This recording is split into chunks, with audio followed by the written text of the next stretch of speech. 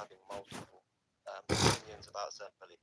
Just because loads of people, like, so there might be some stupid people who think that 1 + 1 = 3 or something like Yeah, that. of course. That is So there can be loads of different opinions about what 1 + 1 equals. As long as you can prove that 1 + 1 = 2, you don't need to disprove everyone else on, if 1 + 1 = something else, No. right? You prove that it fact equals is 2. fact. Exactly. So, for example, if the argument that we gave you earlier for Christianity being true religion does hold up to be true, then that would just mean that in light of the evidence, Christianity is true. It's not in the same case of this example that you've given with Maxus, because obviously in this example, no one's died with the belief that, they saw Maxus rise from the dead. Okay, There's nothing that we fair can't enough. naturalistic evidence, etc. Fair enough. But where in the Bible does it say that the people died for Jesus? Right? Doesn't it say in the Bible that the apostles, some of them died, or is it outside the Bible that it says this? It says it both. Okay, so in my Max's book, I could say people died for me.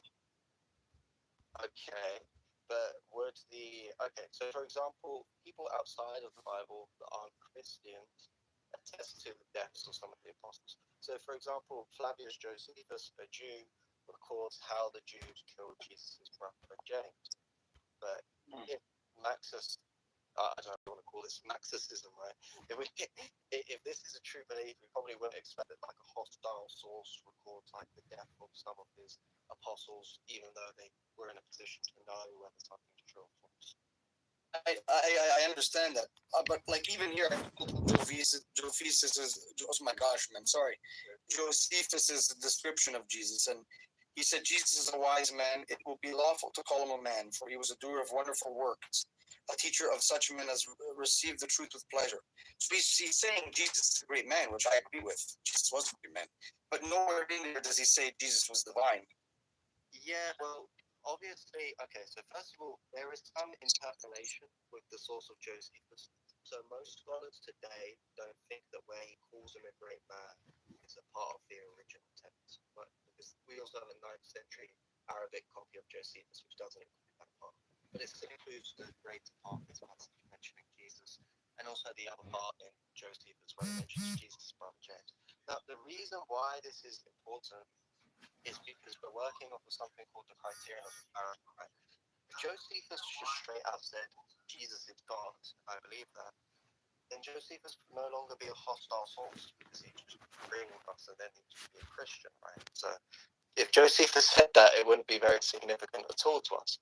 But it's the fact that Josephus is affirming these historical events, even though he's an enemy of the Christians, that makes it historical. We wouldn't expect Josephus to agree with us on these things. But I get that, but I mean, I'm not saying it doesn't prove Jesus existed, but it still cannot.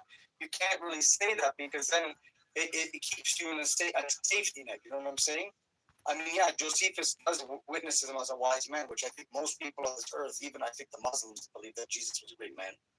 Say that he's a great man, but how can we prove that he's a divine when using Josephus' his description of him? You know what I'm saying? They're simply claiming the same way Buddha was a great man. It doesn't say. That's because we're not claiming that Josephus says X, therefore Jesus is X, right?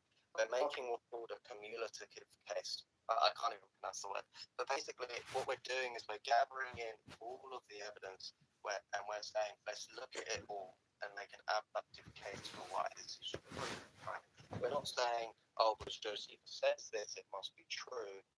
Because obviously, as you pointed out, that could be true. But what we're doing is we're taking a historical epistemology, we're reasoning from certain principles that we know about history to infer.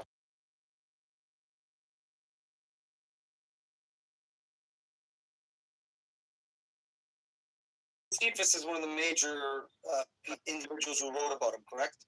We do know that the